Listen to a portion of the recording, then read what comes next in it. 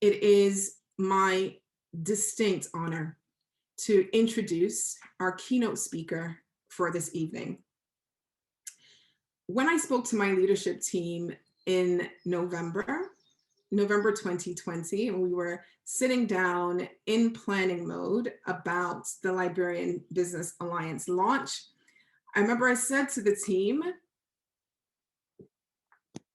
one of the speakers that will be at our launch is Miss Leymah Gbowee. And there was laughter around the table, as sometimes there usually is when I come out with these ideas and come out with the things that I believe will happen for us as an association. And following that laughter, there was then the question, have you spoken to her about that? And I said to my leadership team, I've spoken to God about that. And God had said yes. And now that he has said yes, I am going to contact her. And in contacting her, she graciously accepted our invitation to speak at our event today. Some of you in the audience may be very familiar with Ms. Leymah Gbowee, and some of you may not. I, like many other Liberians whose family was impacted by our brutal civil war, heard, about women who organized, who brokered peace in our country. And she was very instrumental and one of the central figures in brokering that peace. And so for those who may not be familiar with Ms. Gbowee, here are some things that you should know. In 2011, she was awarded the Nobel Peace Prize. She is a peace activist, a trained social worker, and a women's rights advocate. She currently serves as executive director of the Women, Peace, and Security Program at Columbia University's Earth Institute.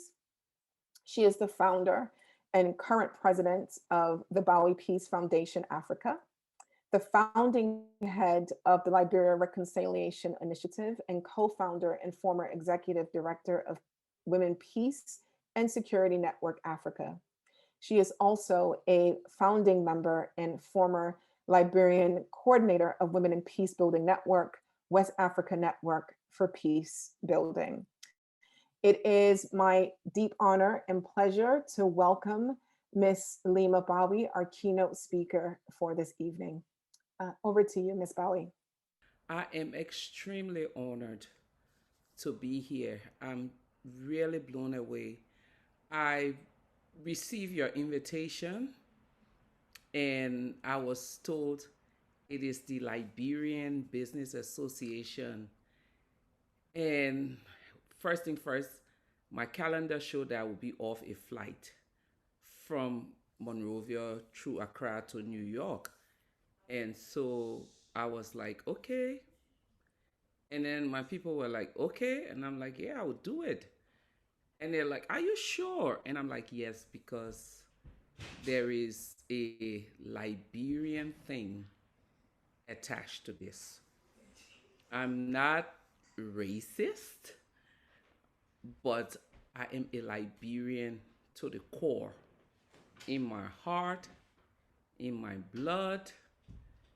And I tell people it doesn't matter which passport you carry, being Liberian is in your blood. And it is that bloodline that draws me to events like these. So yes, you prayed. Yes, God answered. And yes, he definitely spoke and said you will be here. I don't know where to start from, but I will start anyway. We live in a time where we have seen a lot as a nation. We have been devastated by civil war. We've been devastated by Ebola. Our political landscape is extremely volatile. If you live and work in Liberia, you will have days where you feel like, I just need to give up. I spent the last 2 months in Monrovia straight. This is something that I haven't done since 2019, because usually the summer is when I spend 3 months straight. But during the pandemic, it was impossible to do that. And I tell people that those who live in Liberia all through the year, we must give them awards every day.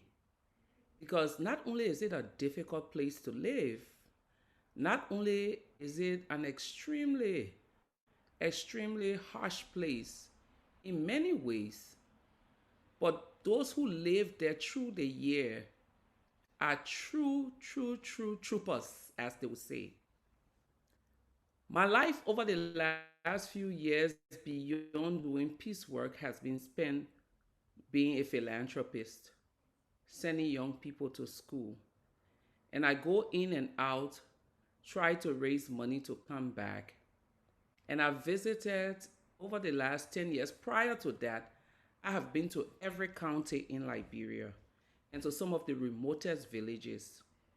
Since winning the Nobel Peace Prize, I spent the last 10 years moving from county to county, working with young people either through provisions of scholarship, leadership development, or peace camp.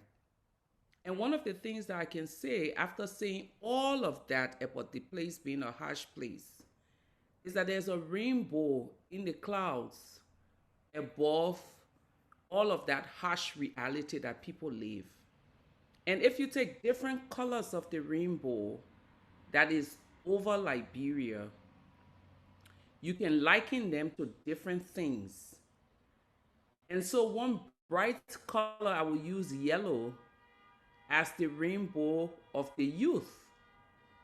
Yes, we have some challenges with drug addiction, the poor educational system, the hardship, and all of the different things.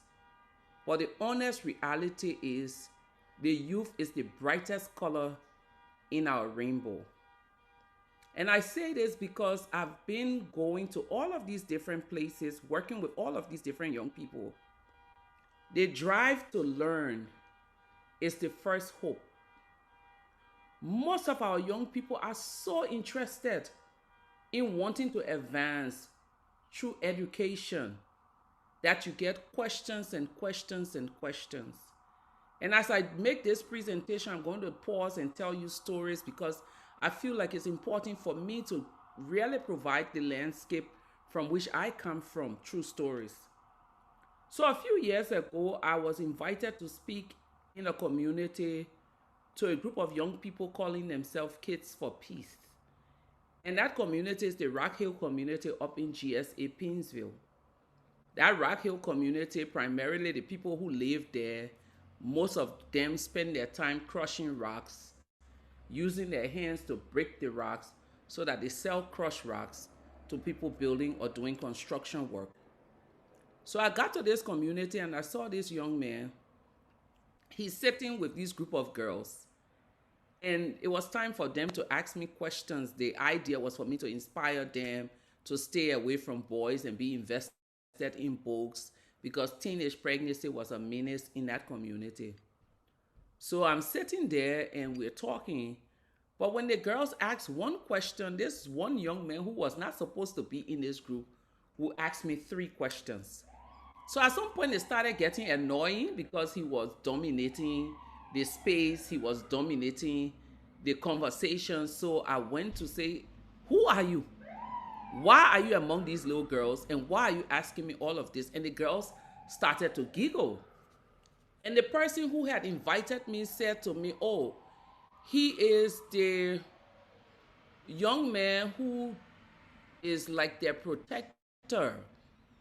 So his story is that he had finished high school 3 years earlier. His parents didn't have money to send him to university. So he saw this group that had been put together by the cheerleader of the community, and he went and volunteered himself.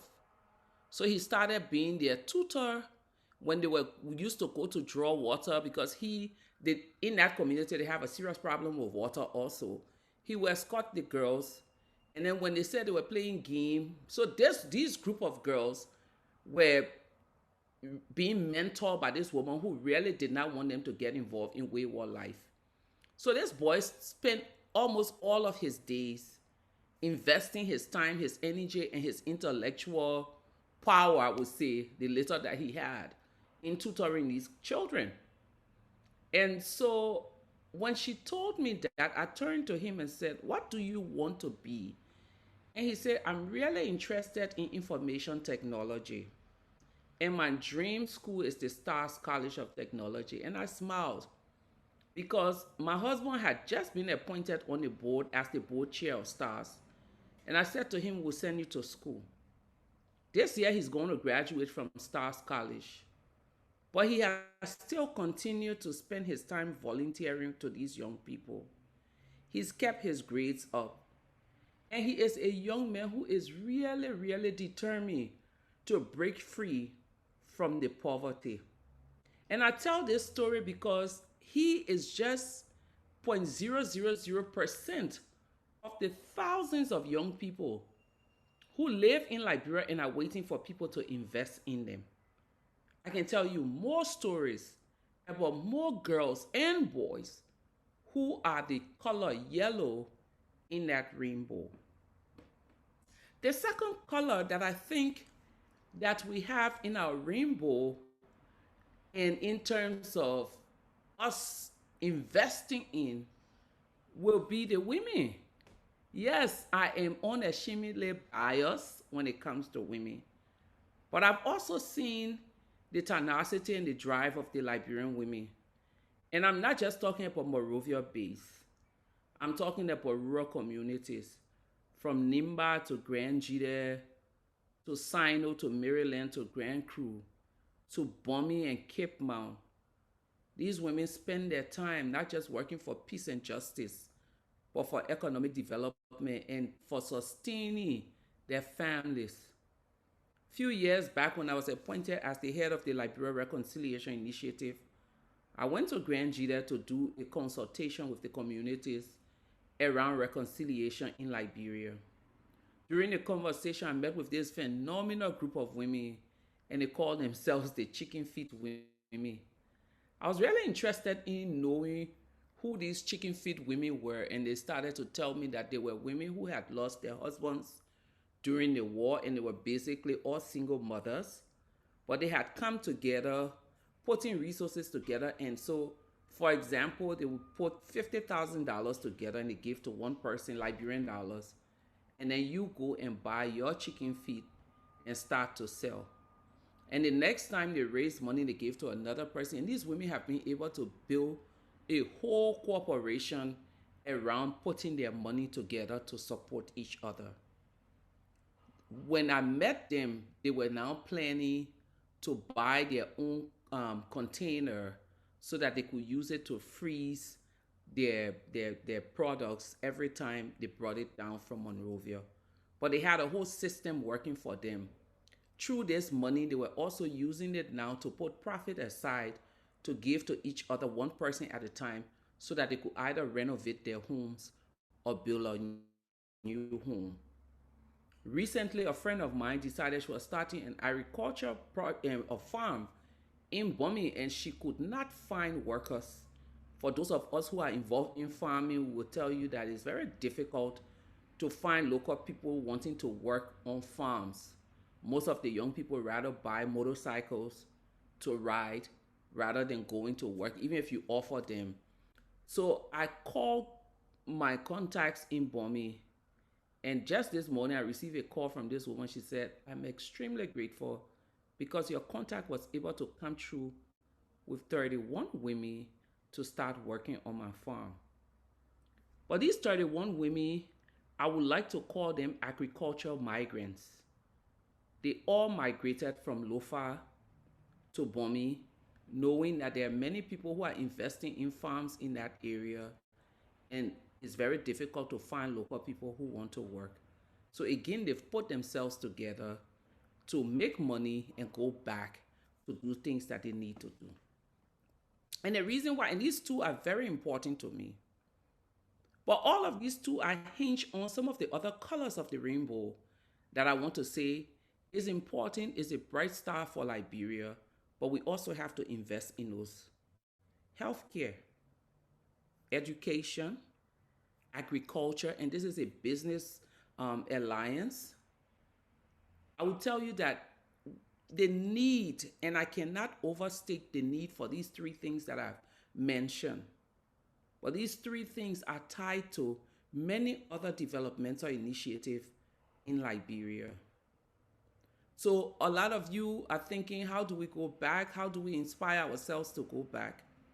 It's not an easy place to work, but it's a very fulfilling place to work.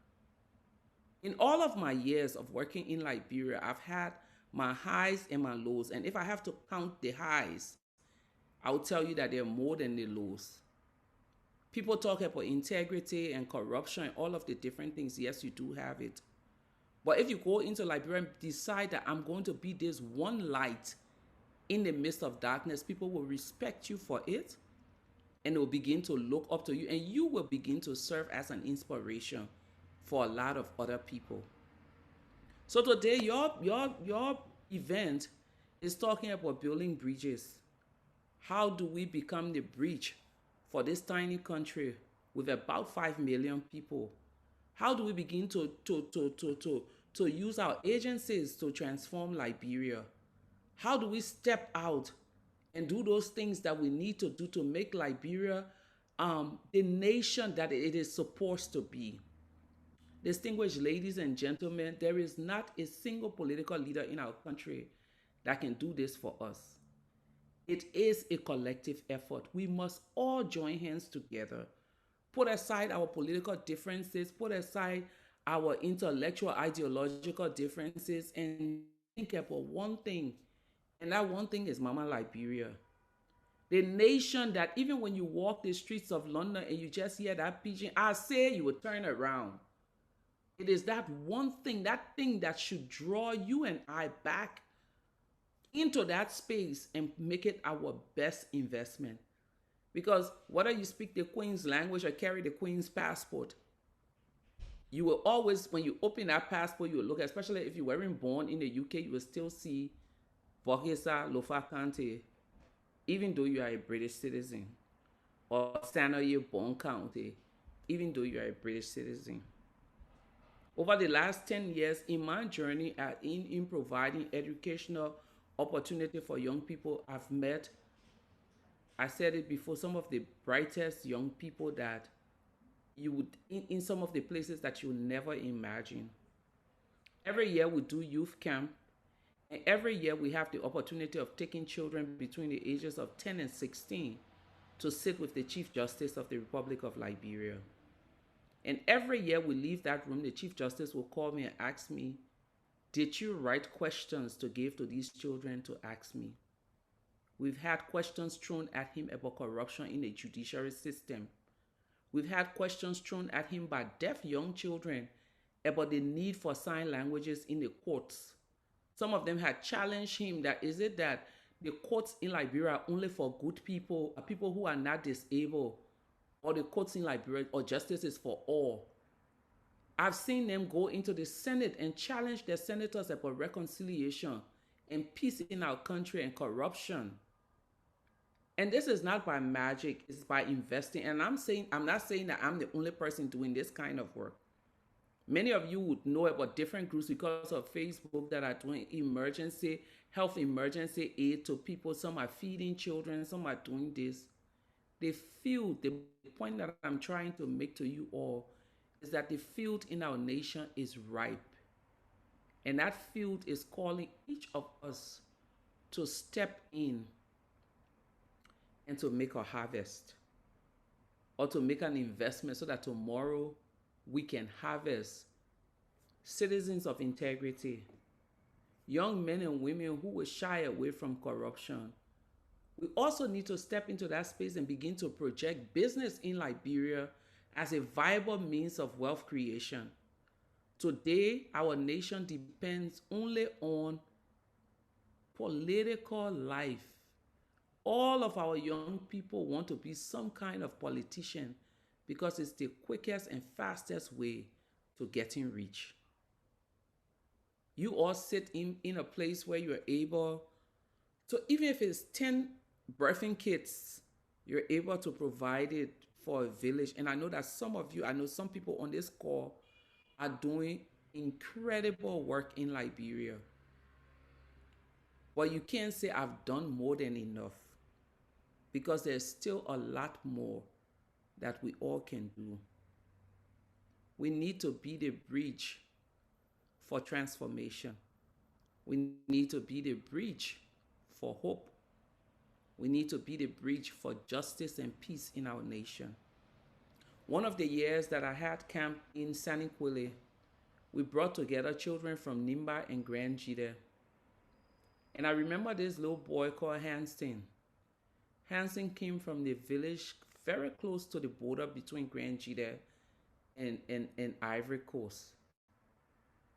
We came down from Saniquile to Monrovia to go and sit with the Chief Justice, meet with the then Vice President, and then go to the City Hall where they would have lunch. In the bus drive down from Saniquile to Monrovia, I sat behind Hansen. And as we went, we had a guard in the car that was pointing up places to them. And he was writing, and as he was writing, he was talking. And I was listening to him. And he said, Hansen came to Monrovia today. Hansen has seen Coca-Cola factory. Hansen has seen the mansion. Hansen has seen Capitol building, Temple of Justice. And he just went on and on naming. And then he said, when I go back, my village will hear from Hansen. I had this big smile on my face, because in my mind, if I hadn't done anything, I think I had inspired him to want to be just more than that. That was my thinking. 2 days later, camp ended, and everyone was hugging and saying their goodbyes. And Hansen came and handed me a white sheet of paper folded with my name on it. And he said, I wrote you a letter. So I said, thank you, hugged him, and put the letter in the back pocket of my jeans. They all got in their cars and went back to where they came from. The buses that we hired took them back. I got to Monrovia, went home, was about, I undressed, and then this note dropped from the back pocket of my jeans. I picked it up and sat in my chair to read. And it was a note of gratitude. Dear Madam Gbowee, thank you for bringing me to camp. Thank you for showing me, and he listed all of these places. I want to promise you today that I'm going back and I'll finish high school and I'll come and work for you. I was a mess because I could not stop crying.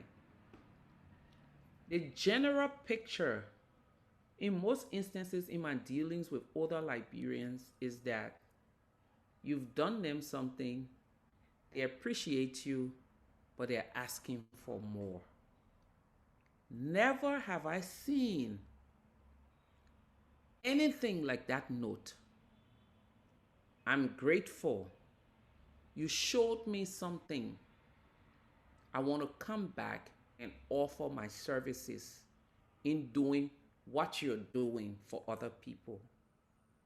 When you become the bridge for a place like Liberia, you become not just an inspiration, but you become the architect of new bridges to cross others. And what I have seen is that in the work that I do, in the work that others are doing, they've become bridges to cross others over. Is it an easy thing to be a bridge? The answer is absolutely not. You see things that would make you upset, it will make you cry. And I can go on telling you all stories on my journey of educating girls and boys in Liberia. some of the difficulties that we encounter. But those difficulties are nothing compared to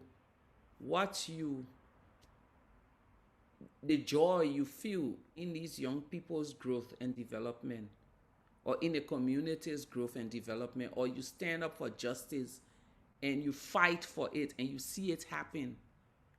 People would say that the legacy of building peace in Liberia is a good legacy, but I will tell you that peace and that legacy that we left is not just the end, because peace is not just the absence of war. Peace is the presence of conditions that dignifies you and I. And I am saying that I continue this journey as a bridge builder because the guns have ended and it's time for us to create peace in ways that are meaningful to many people in our circles, out of our circles, because this one Liberia that we have is the only place that we will stand up and whatever we do will count for where we find ourselves.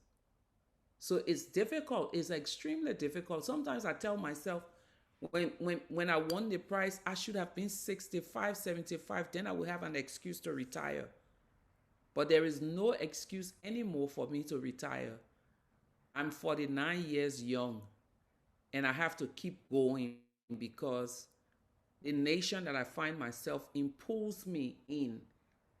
The young people are pulling and saying, we're looking for perfect and beautiful examples. I'm not perfect, but we're looking for examples that will inspire us to do the same things that we see people doing for the good of Liberia. And to the Liberian Business Alliance in the UK, I think this is what it is calling you to do. How can you do it? Backpacks. Children need backpacks. Every year we do backpacks for high-achieving children living in low-income communities. When we started doing that, I never really thought that it was going to hold any water. First thing first, let me dispel this thing that because we are a needy country, so we should just throw things at people. If you want to do good in Liberia, you must be able to do good and challenge people to want to be better.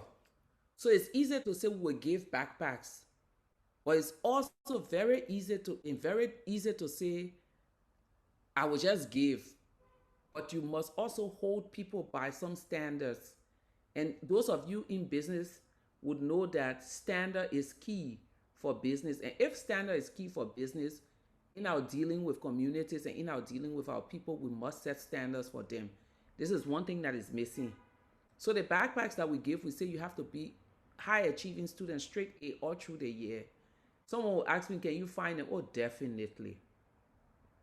Is it easy? No. But we do this, and every year we see young people. I encounter a mother walking into a hotel in Monrovia, and she said, Madam Gbowee, I said, yes, what trouble did I cause again?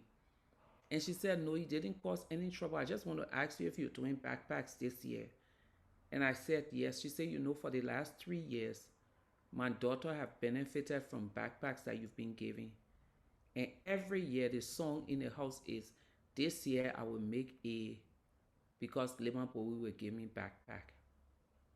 So we do those, and that is part of building the bridge for exceptional students, for students who are not afraid to be called nerds and to do the right thing. You can give health kits, medication, different things. But also, if you've seen recently because of the COVID, what I've seen is there are many young Liberians who have stepped into the space of doing businesses. Entrepreneurs are picking up here, there, and everywhere. How can you use your skills and your talents and everything within you to put it out there and to help them? I've seen exceptional packaging. I've seen different people using the hibiscus flower to make rum and to make juices and to use pineapple to do different things. So today, most of us who are invested in Liberia spend our time not buying foreign juices. We want to invest in the local businesses. How can you partner with some of them? Those are all things that we can do to be a part of the bridge. or the bridge builder. There are many, many things that we can do aside from being engaged in the political conversation in our country. Yes, right now it's important for all of us to have a say in the politics of Liberia. But the most important thing is, how do we use our agencies to transform a nation that has given all of us so much? For those of you who say, oh no, I left and Liberia didn't give me anything, well, Liberia gave you your blood. Oh, some people would say Liberia didn't do anything for me. No, Liberia did, because as a Liberian, your ancestors benefited somehow from that nation. I come back, Sabrina, to the point of when I received this invitation, it wasn't about will I. It was about I will, not just because I want to be seen, but because it is about Liberia. And anything about Liberia concerns me. Anything about the growth and development of Liberia concerns me, and I'm sure that's exactly what the Business Alliance is about. So it was without even thinking more than once. The only thought in it was, will I be available? And yes, I was available, and yes, I would do it. And I'm emphasizing this point because many of us, including some of you on this call, will say, oh, what can I do? Each and every one of you are being called somehow to do something for Liberia. Deep down inside, for those who visit home, you probably see something that is tugging at you. You go to bed and you can't sleep. Don't ignore it. Get involved. Do something. For those of you who are already doing, you say, but I'm doing this and this one is calling me too. Get involved and do it. Because it is only by doing, and doing with integrity, that we can transform that nation that we all love. 4 years ago, I met a young lady called Nancy in Gbowee County. She showed like she could serve. She showed commitment. I saw Nancy talk to the current vice president, and she was talking about being on the scholarship of the Bonn Technical College. And every time her name got dropped, because she wasn't aligned to any political group. And so she has spent the last 3 years trying to get an Associate of Arts degree. And every semester she got dropped because they needed to replace her with a name that some politician had put forth. After the conversation, I pulled her on the side. I said, what were you saying to? She was then the senator of Bonn County. And she explained to me. I said, when did you finish high school? So 4 years ago, at that time was 3 years ago. She said, I finished 3 years ago. And she said, I want to go to school. I want to be a doctor. So I said, okay. I observed her for that entire week we worked together.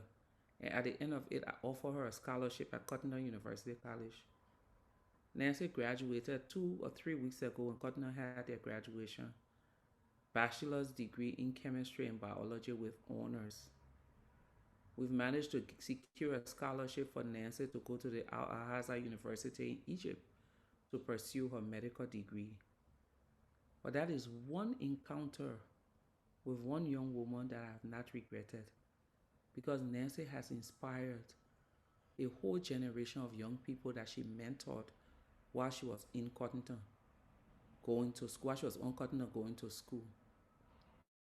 Not just Nancy, but many more. Kadeatu Badi, who is currently at the AMWT College of Medicine, was one of my students, first generation from Maryland, Fuller girl, first to graduate from high school in her family, first to graduate from college, and now third year medical student. Every year she finds herself back in her community in Maryland County, talking to families to invest in girls' education. You and I and all of these people out there are bridges or bridge builders. Liberia is screaming at us. Don't give up on me. don't give up on the youth. Yes, the clouds may be raging and things may seem difficult, but there's a rainbow up in the sky. And it's only when we weather this storm that we'll be able to enjoy the brightness that comes after the storm. Thank you for inviting me. I apologize for the beginning, but I thank you all. I look forward to the time I'm in London so that I can see some of you face to face. I'm always there, I come to hang out, but I can see some of you face to face and we can spend time talking. It is our Liberia. Let's not give up on her. Thank you. Thank you very much, Miss Leymah Gbowee. We are deeply honored that you've taken the time. We absolutely will host you anytime you choose to come back to London. And we also accept your challenge. We would be delighted to partner with the Gbowee Peace Foundation and do our part in supporting the students with the backpack initiatives or any other initiatives that is in the pipeline in the coming year. So I will follow up with your team about the best way to do that and how we can approach that as a business alliance. I know you are very busy today and you may not have an opportunity to listen to our panel that will be starting in just a few minutes, but we have a lot of philanthropists who are in the audience today and philanthropists who are on the panel tonight. So we accept the challenge, and I will follow up with your team to see how we can facilitate that process. Thank you, Sabrina. Thank you all so much. And Lena, I see you're on the panel. Of course, I know of Lena's work. Thank you all so much. And to others, let's do good by our nation. God bless you all. Have a wonderful deliberation. Great. Thank you very much. And you are welcome to stay as long as you would like.